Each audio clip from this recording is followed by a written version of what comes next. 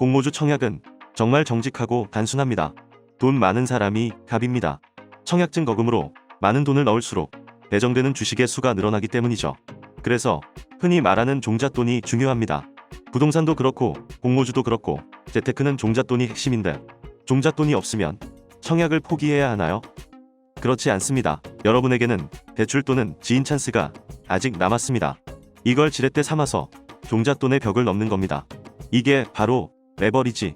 오늘의 핵심은 영끌 레버리지로 플렉스하는 법입니다. 먼저 카카오게임즈에 얼마까지 청약할 수 있는지 보겠습니다. 주간사마다 청약 한도가 다르고 우대 조건도 다르다는 점은 참고해 주시고, 여기서는 청약 한도 중 가장 낮은 기준으로 알려드리겠습니다. 가장 낮다고 해서 꼭 이 금액을 채워서 넣어야 한다는 것은 아닙니다. 예를 들어 삼성증권은 가장 낮은 기본 한도가 3억 6천만 원인데 3억 6천 이하로만 청약 신청이 가능하다는 뜻이기 때문에 몇 백만 원, 몇 천만 원으로도 청약 신청이 가능합니다. 여기서 청약 증거금은 일종의 주식을 받기 위한 보증금과도 같은 건데, 공모주 청약 시에는 증거금율 50%를 적용합니다. 그래서 삼성증권의 청약 한도 3만 주를 모두 신청한다고 해서 청약 주식수 3만 곱하기 공모가 2만 4천 원에서 7억 2천이 되는 것이 아니라 여기서 증거금율 50%를 적용한 금액만 필요한 것이죠. 공모주 처음 하시는 분들도 주간사 계좌만 있으면 투자할 수 있는 금액이 3억대입니다. 이것이 제가 강조하는 대여의 매력입니다.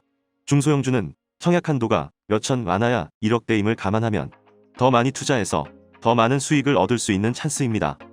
그런데 3억이 네 집 댕댕이 이름도 아니고 3억까지는 아니더라도 청약일은 영끌이 필요한 때입니다. 그럼 방법은 뭐냐? 대출과 지인 찬스. 각자 사정이 다르기 때문에 영끌을 꼭 추천하지는 않습니다만 저는 할 겁니다. 카카오게임즈를 꼭 갖고 싶거든요. 대출이건 지인 찬스건 일단 빌리려면 이자를 생각해야겠죠. 청약 신청 후 돈을 환불해주는 날까지는 보통 이틀 소요됩니다. 청약 마감일이 화요일이면 이틀 뒤인 목요일날 환불해주는 거죠. 영업일 기준이기 때문에 청약 마감일이 금요일이면 화요일에 환불됩니다. 그래서 돈을 빌린다면 이자는 최소 2일에서 최대 4일치를 지불해야 한다는 걸 생각해야 합니다. 이자는 보통 빌린 날부터 갚기 전날까지 적용되기 때문에 갚은 날은 이자가 붙지 않는다는 점 참고해주세요. 저는 종잣돈도 없고 돈을 빌릴 만한 지인도 없지만 고맙게도 저에게는 영끌 요정들이 있어 공모주 청약이 가능하게 되었습니다. 대출은 각자 사정이 다르기 때문에 한정지어 설명하기 어렵지만 저의 사례를 말씀드리면 어느 정도 도움이 되실 수 있을 것 같습니다. 첫 번째, 저의 최애 영끌 요정은 쓰기 편한 마이너스 통장. 직장인이라면 대부분 마이너스 통장을 가지고 있습니다. 마이너스 통장은 쓰지 않으면 이자를 지불하는 것이 아니니 최대 한도로 계속 보유하고 계시면서 공모주 청약에만 사용하신다면 최고의 레버리지 파트너가 될 것입니다. 두 번째, 가장 덩치 큰 영끌 요정은 바로 예금담보대출. 요즘 누가 은행에 예금 들어놓나요? 하실 수도 있지만 진짜 공모주 투자 빅피처를 그리신다면 저는 이 방법을 추천합니다. 현재 기준으로 전세자금 대출이나 주택담보대출은 최대 한도로 받아놓으시는 게 좋습니다.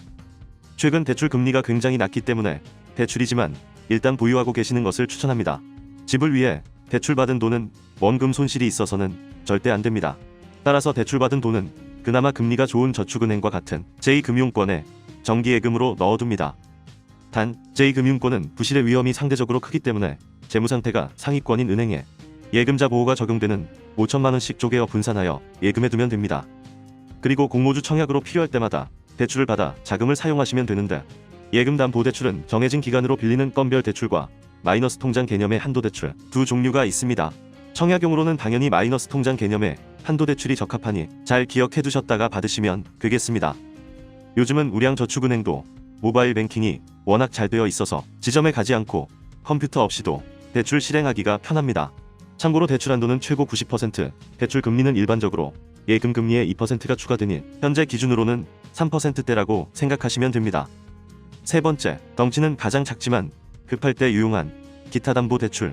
금액은 크지 않겠지만 장롱 속 주택청약저축통장도 원금의 최고 90% 수준으로 담보대출이 가능합니다. 만기시 환급이 되는 종신보험, 생명보험, 유니버셜 변액보험 등도 계약담보대출이 가능하며 보험 계약대출 한도는 보험사 사이트 해당 메뉴에서 확인이 가능합니다. 참고로 금리는 예금담보대출보다 높습니다. 현재 제가 사용하는 K생명의 보험 계약 대출의 금리는 5%대입니다. 네 번째, 평소에는 없지만 히든카드 영끌 요정은 신용대출. 신용대출은 신용도 하락에 영향을 주고 중도상환 수수료가 있어 권하지는 않습니다만 신용 등급이 높고 중도상환 수수료가 없는 신용대출이라면 고려할 만한 방법입니다.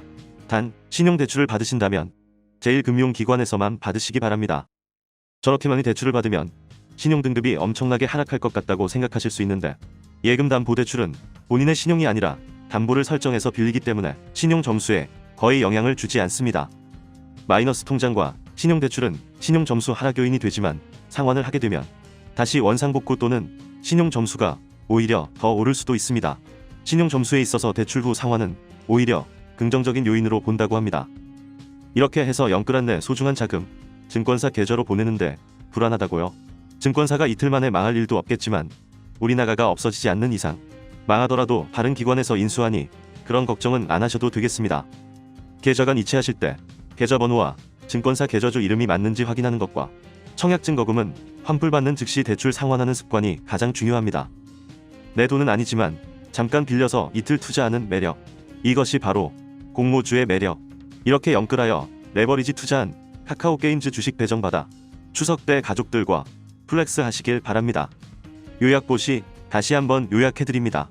1. 청약 한도는 주간사마다 다르며 삼성증권은 기본 한도가 3만 주, 청약증거금은 청약 주식수 곱하기 공모가에서 나누기 이한 금액이다.